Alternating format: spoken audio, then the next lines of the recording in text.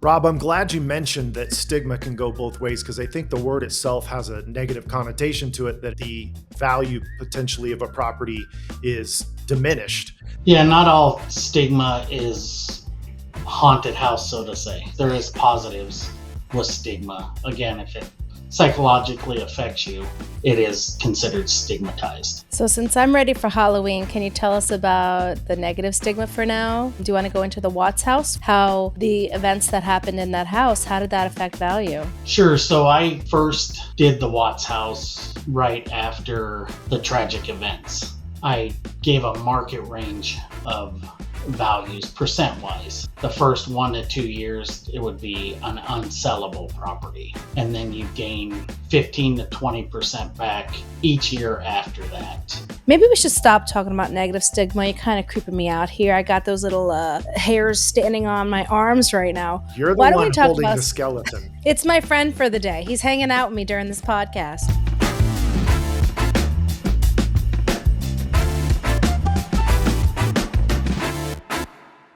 Five bedrooms, 6,200 square feet in Frederick, Colorado.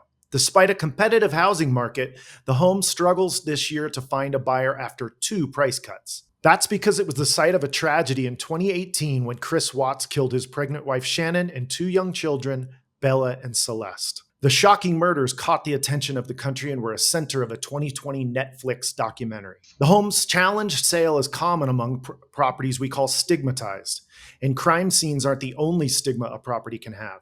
Superstitions, environmental issues, and historical events linked to a property can cause stigma and affect the home's value. That's the focus of today's Face Value podcast by the Appraisal Institute, and I'm Warren Boisot. And I'm Tonya Vilas. Warren, did you say something about ghosts? Because we're in the Halloween season. And yes, Halloween has its own season in my book. I got my skeletons coming out the closet, and I got my gobbler to drink my water. Today, we're joined with Rob Stilo. Rob appraised the Watts property in Colorado and is joining us today not only to talk about this property and share some of his ghost stories, but to talk generally about how appraisers assess property that have some sort of stigma. Rob will discuss how we should address the emotional and financial implications for owners and strategies for mitigating stigma in the market. Rob, welcome to the Appraisal Institute's podcast, Face Value. Thank you. Wonderful to be here. Should also mention that Rob and I started our apprenticeship at the same company in the late 90s, so I've known Rob a long time. Warren, did you just say you've been appraising since the late 90s? Yeah, what was it, Rob? 97, 98, right? Yes, I was 98, 99, so. Yeah. Yep. So that makes you a whole 25 years old. Yeah, exactly. I did start in 6th grade, yeah. So Rob, let's start out maybe with just telling us, what does it mean to be a stigmatized property? A stigmatized property has been psychologically impacted by the market.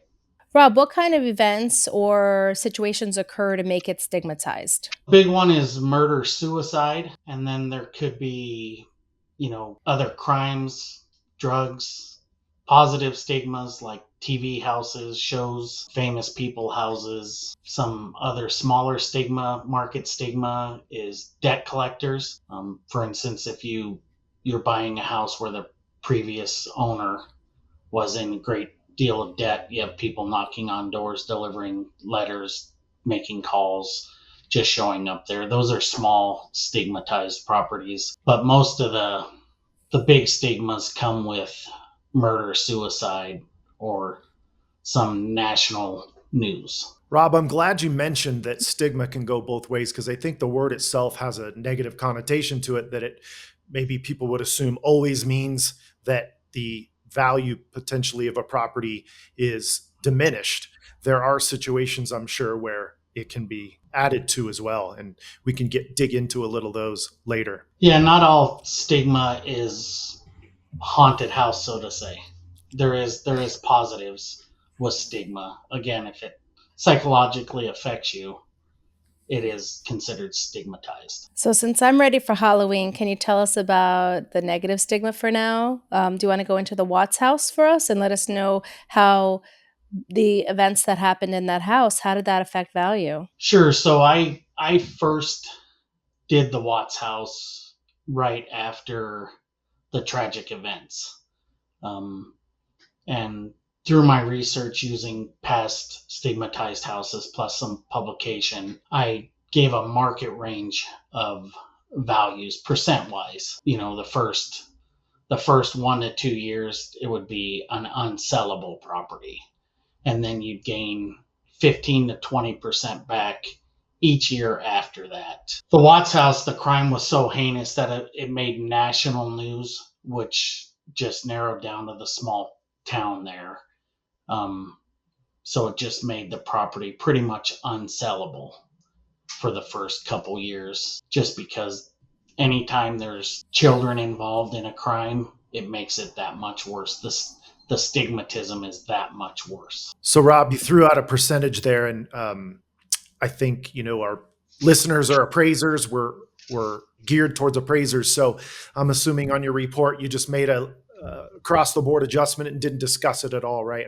As to how you got that. All kidding aside, how did you come up with that percentage? What methodology did you use to come up with how that property was stigmatized monetarily? So my research first, I utilized a publication called The Stigma Effect on Property Values. That was by the National Institute of Construction Management and Real Estate. That's where I started my basis. The whole report is pretty interesting, but they have a graph and percentages of where stigmatized start. Since you don't have a comparable that was stigmatized, a recent comparable, that was my starting point. So then I did my research and did normal activities as an appraiser and pulled my best comparables. And by doing that, then I started adjusting just based on the publication itself. So after I got a basis, I went back to a previous stigmatized property, which sold within 5 years of me appraising it, and I got a strong percentage of what the market felt the discount should be. I compared the two, and then by using, the just placing them in and feeling where it went first, I got a baseline adjustment. So I took my percentages from the publication and a previous stigmatized property that recently sold, and I was able to develop a percentage discount for a stigmatized property. It was across the board adjustment since I didn't have a stigmatized comparable, but with the research and the support of the previous sale, as well as past stigmatized properties that have been around for 10, 15 years, some in Boulder, some out of state, just based off publications, I got a feel that my support was pretty good. And then once I plugged in the numbers, it fit to be great support. There's still a range for stigmatisms percentage wise. The first time I did this property, my adjustment was 43%. Wow. After 3 years. So the first 1 to 2 years was unsellable, and then it was 43%. And my estimate was dropping 15% a year, 10 to 15% a year for 5 years, and then a more rapid decline, 20% after that, with full recovery after 15 to 20 years. So you had to provide a value in each point in time, or did you provide like a net present value for current value? I did the current value, but I gave kind of a sliding scale on what the client should expect, when they can expect to get a full return on their property.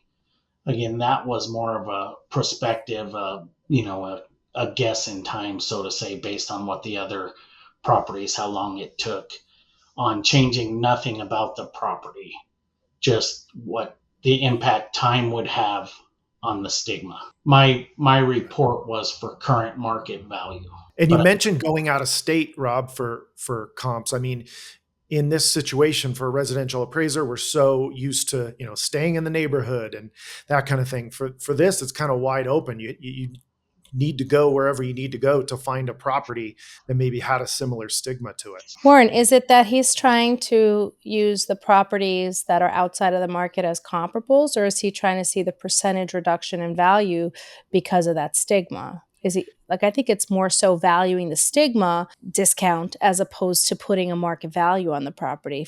I would assume you'd stay in your market to determine the market value, wouldn't you? My market value was from my market, but by going out using stigmatized properties in non-competing areas or states, I could develop a percentage type adjustment which shows what the stigma has, what the market reaction to that stigma would be. Although it's not the exact same stigma, it still had the same type of, murder, suicide kind of effect. Yeah, thanks for clearing that up, Rob. Antonia. That is what I meant. That maybe you pulled your paired sale or something like that from a competing market. But I'm curious too, time wise, those paired sales that you used from other markets, other states, were they long ago? Were they recent? How did you find those? I started with the John Benet Ramsey case out of Boulder, which isn't far from where I was at, but the date was so long ago and there was so much market data that went on between there. I used that as a basis. And then I read some publications on like the Menendez brothers purchase and resale. And then recently the Sandy Hook in Connecticut.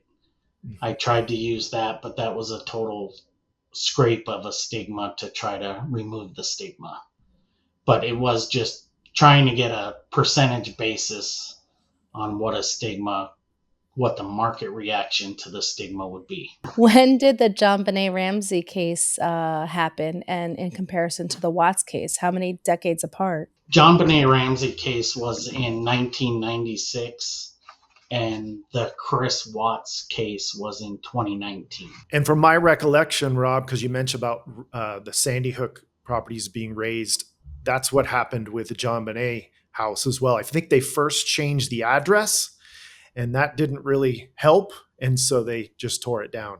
Am I remembering correctly? Yep, they changed the address to try to remove it, and then eventually it sold, and then they had to raise it after because the stigma was on the property itself, not so much the structure, but the stigma is tied to that property, which you can't move the property location. So, in my opinion, just opinion here, raising the house or trying to change the house in any way is not changing the stigma because the stigma is tied to that specific location. So, Rob, what do we call a stigma, right? You have positive and negative stigma, but what exactly do you call it? So, this is murder, suicide, and is it people's fear of something similar reoccurring at the same location? Is it that they're afraid that there may be ghosts at the house?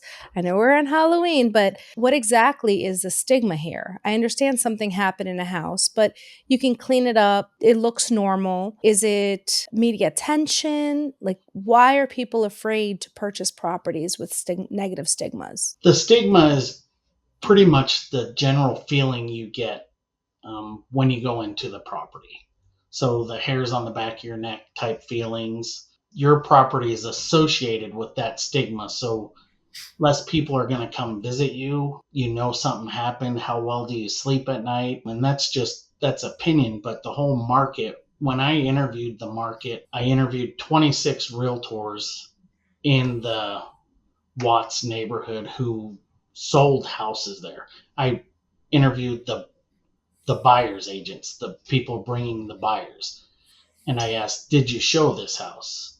And 93% of them, the buyers did not want to even see the house. Wow. So that lets you know that the market is still affected.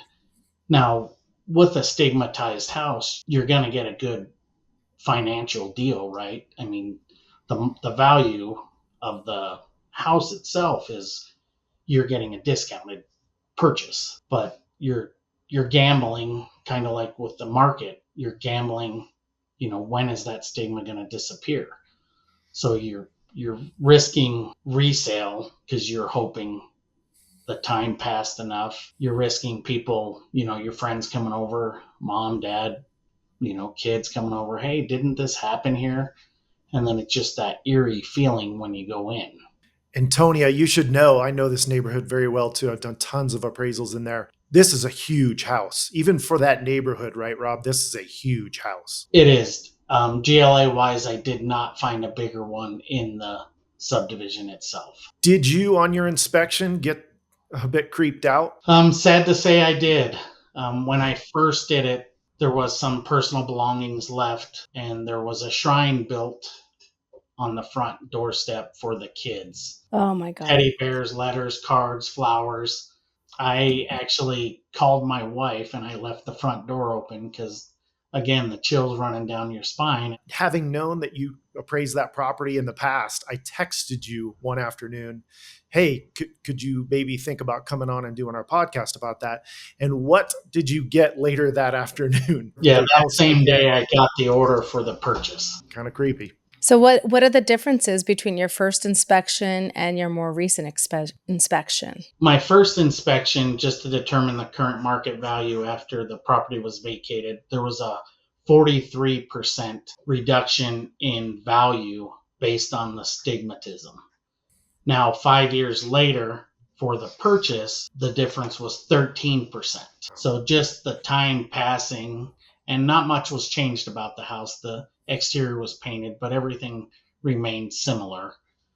Just the time, the 5 years, gained 30%. Rob, we should probably get into disclosure because what I think may be different from market to market is what are our realtors here in Colorado, at least, obligated to tell or don't have to tell in this particular case? Tell us a little bit about that. So in Colorado, statute 38-35.5-101 says circumstances psychologically impacting real property, there is no duty for brokers or salespersons to disclose. So in Colorado, they do not have to disclose the property was the site of a homicide or other felony or a suicide. What if I ask as a buyer? What if I ask? The realtor has no obligation to disclose that under state law.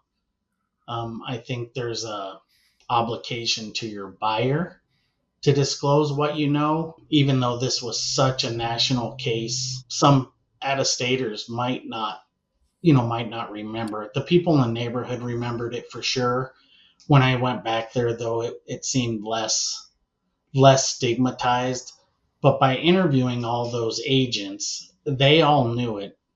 And again, 93% let their buyers know, or their buyers let them know. In one way or another, they knew this was a stigmatized property. So the market reaction to it is still there. Not as strong, but there's still heavy feeling on, hey, something's not right about this property. Were you able to talk to the residents at the time of your second inspection to ask them how they felt about living there?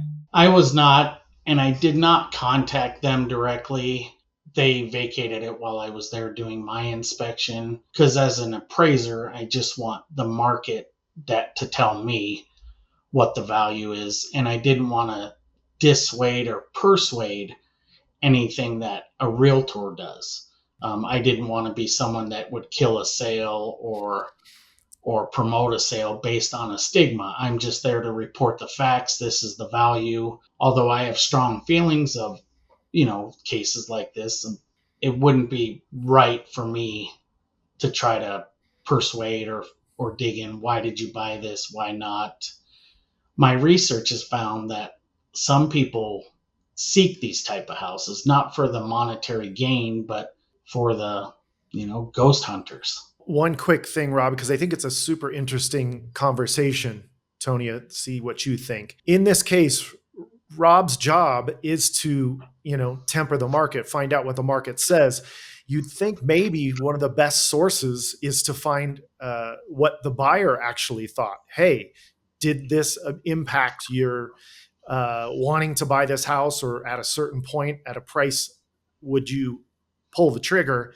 However, like Rob said, he doesn't want to kill a deal. So that's very sensitive there, where if he were to interview this buyer and they said, what, Chris Wata, what are you talking about? I mean, that could have been a very touchy conversation. Yeah, no, I understand what you're saying, but it's also, like you said, it's gauging the discount. What discount did that buyer assigned to that property in between the two sales. But so you said it went from 43 to 13% in 5 years, and we're approaching, every day that goes by, we're approaching that end date to the stigma, I'm hoping. But maybe we should stop talking about negative stigma. You're kind of creeping me out here. I got those little you know, hairs standing on my arms right now. You're the Why don't one we talk holding about the skeleton. it's my friend for the day. He's hanging out with me during this podcast. Very nice. But let's talk about positive stigma. So, can you talk to us a little bit about that? What you've seen in the market as being positive stigma?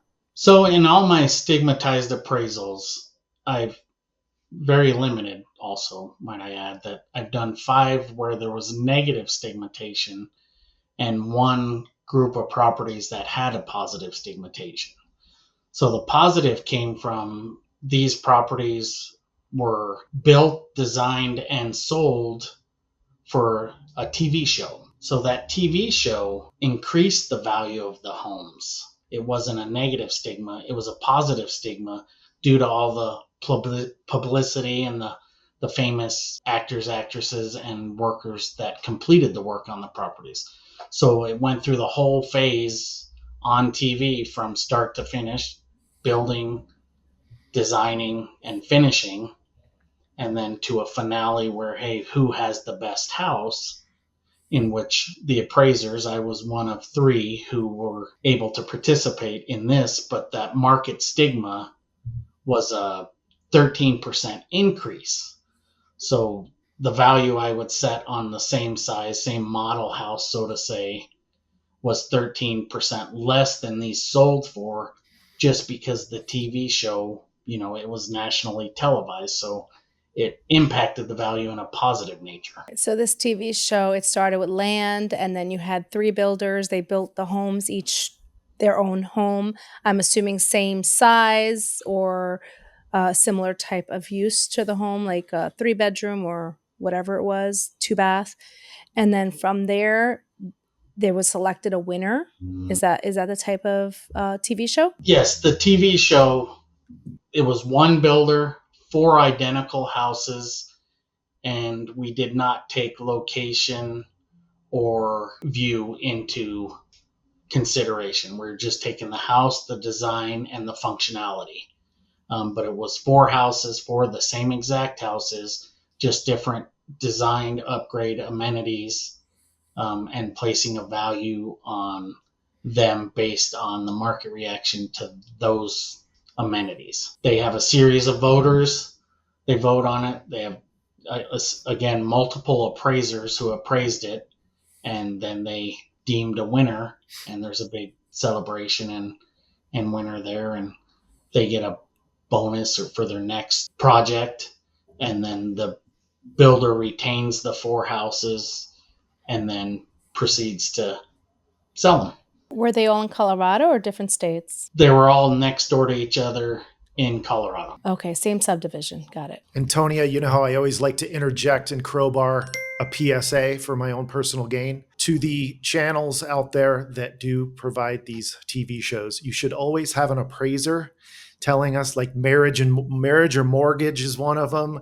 Your different HGTV shows. You need to get an appraiser on there when you're talking about value. Thank you. So on that, I guess that was a positive stigma, but did the level of finish, now people saw these homes being built from the ground up, so they were watching, and I'm assuming anyone who may have been interested in purchasing, they had watched these shows. Did one of the 4 have more attraction than the others, and was one least favored by the potential buyers? There was a range of 3%. So the lowest sale was 3 or 6% lower than the highest sale. So it's hard to gauge what was that attributed to, because once it hits the open market, then the location and views play a role. And in Colorado, our mountain views are pretty exceptional. The subdivisions these were located in had golf course, water, and mountain views. So the location to a buyer would take a part there. where the appraiser, we were instructed not to take the location into effect. We're just looking at the amenities and how they positioned and changed the rooms around. And GLA didn't change, but some bedrooms were converted into non-bedrooms, stuff like that. But in the open market, the views and location probably affected the purchases as well. And that's what I attributed to the 3 to 8% to, not the amenities, but to the view and location. So I have to imagine, Rob, in this scenario, that cost approach really probably relied on that a lot, as well as like the design center upgrades and things that were made in each of the houses. You relied on that a lot, I'm imagining. We did. So when I did the appraisals, the cost approach, now they were each given the same amount to upgrade the home. But the way they used it in the addition of another bathroom, wet bar, any amenity played effect, because the overall cost was the same in each one. Hey, you have set amount to do this house, go get it.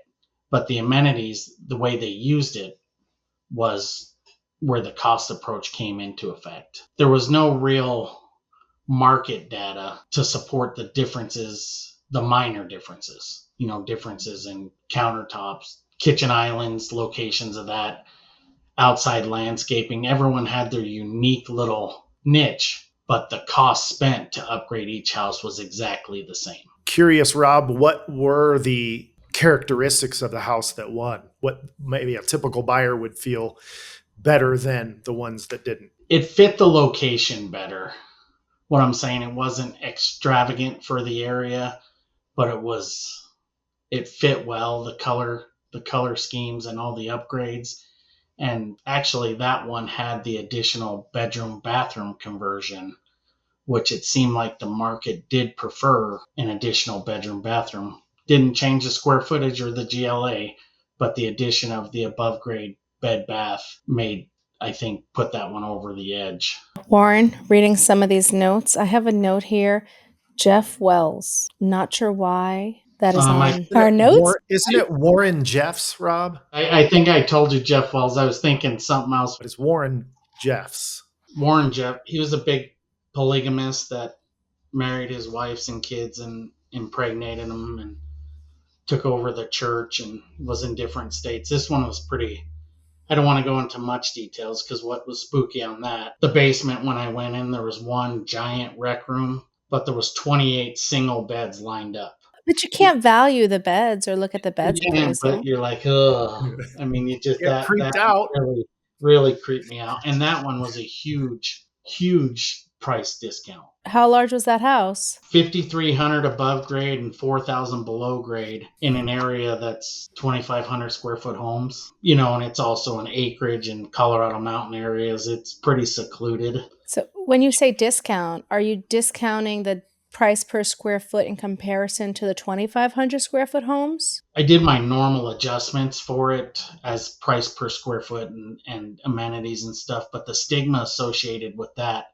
I discounted it 30% and it sold for 30% less than my discounted. So in other words, it sold for 60% of what the non-stigmatized market value of that home would be. Wow, that's a big price cut. Did the sale happen soon after discovery of what was in the below grade area, or did it happen years after? It was 14 years after that they sold it. This was a long extended court case and houses over multiple states, and a lot of discovery and witnesses and information to process before that even hit the market.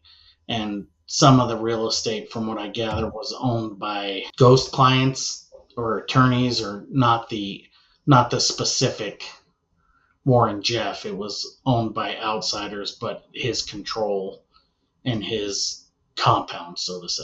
And from what I gather, they were all rural. Utah, Colorado, I do believe Arizona and New Mexico, and that's just trying to go off memory. But I appraised it 14 years later, and it was still the largest house in the area and the lowest sales price within 25 miles. So I'm trying to think about real estate in my neighborhood that would have stigma. And yeah, there's some that there are fires, but then you renovate it. The insurance, coverage uh, gives you money, you pay, renovate it, and stigma's gone. I don't know if in our area, maybe I'm wrong, someone out there can correct me, but I don't know of any homes in New York that have such high stigma as you're saying. I'm kind of afraid to go to places like Colorado and Utah. Now you're making me very concerned, but I think I'm okay. I'm not someone's daughter. I don't have a, a stepfather or something like that. It's kind of creepy when you think about this stuff. But is it more in the Midwest or Central America where these stigma properties happen as opposed to more city type areas? I think So now, it's the fact that we have mountains. The mountain range. It's places for people to hide. Seriously, I think there could be something to that. But Tony, I'm going to have you take me to a stigmatized property when I visit one day. You're going to take me to the Sparks Steakhouse, right? Huge mafia head here, and that's Oh, where, but wait, is that where when like Al Capone got shot or something? That yeah, doesn't have any stigma Frank to it. Which is that? Castellano. That's Was he shot in the back of the head? by four guys with dressed like Russian mobsters, with so that the people that saw couldn't distinguish who was who. They all dressed the same, but it was Yeah. Paul Castellano, I think it was, and then that's when John Gotti took over. Oh, see, I got it. John Gotti, I knew the story, but that doesn't give us stigma. We like stuff like that. That's what I'm saying. Well, we just learned from Rob that stigma doesn't always mean negative. So we're going to the Sparks Steakhouse, Let's go. I don't mind eating there. and I'll just make sure my back is to the wall and I face out the door. you didn't That's ask. one rule when you eat with me. Okay. and there's small stigmas here as well. For instance, in Loveland here, the old mayor's house brought a premium just because it was the old mayor's house. I mean, a historic house here brought a premium just because of who lived there at one time, as well as there was a local murder suicide that just affected the neighborhood, and it didn't get, it didn't change the value of the home at all, only in that tiny little area. So the stigmatism for the mayor's house was positive in the small little area, but a outsider buying it, it wouldn't have been. And same with the murder suicide. The bad one was a stigma in just that little area, but it proceeded to buy and sell at no stigmatized discount. So sorry, Rob. I think I'm really confused. We're talking a lot about, murder. Was there a murder suicide in the neighborhood of the mayor's house, No, or they're separate? sorry, it was separate. So there's a Okay. little mountain town that had a murder suicide that you would never know unless you were around at that time. I was just going to say, Rob, I always thought you were the mayor of Loveland. Yeah, that's a good one. It's a smaller place, Tonya. It's everyone from Loveland, everyone knows each other and that kind of thing. So, Rob, how did Warren convince you to join our podcast and to discuss these types of properties? Warren shot me a text and asked me a couple Why questions. text? One text. That's it. And you said, yes, I'll talk about it. I lean a lot on my peers. Warren is a great source of information, and the Institute, the people I've met being a member of the Institute, I rely heavily on their expertise because, if you're not just appraising a standard subdivision home, stuff like this, you need to lean on people that have a different expertise in different little areas. And this has been a great contact for me. Warren actually convinced me to become an Appraisal Institute member years ago, and it's nothing but positive for me because of the people I meet and I get to talk to, and you get to hear different stories and different views on it, and it's just eye-opening. So I felt when he asked me to do this, I'm like, well, sure, because I've leaned on so many people, and some Appraisal Institute members have contacted me about developing an adjustment for a stigmatized property. So I know that my work is not just stuff in a file work. It's, hey, Rob, can you tell us how you did it? And that makes me as an appraiser feel a higher level of professionalism, and that it really matters the work that I'm doing. And I thought this is a great way to speak about it. The topic is not always the best, but the way you develop your opinion and the way you go about it this was well worth me speaking about. Well, Rob, you just gave us the perfect example of networking and talking to other appraisers and the contacts you can make by being an Appraisal Institute member. So thank you so much for joining us today. Thanks, Rob. This was awesome. Yeah, thanks for having me. I enjoyed it. To our listeners out there, thanks again for watching Face Value. Please listen and subscribe on YouTube and Spotify. If you want to send us an email, that email address is facevalue@appraisalinstitute.org. Thanks, Rob. Bye, everyone.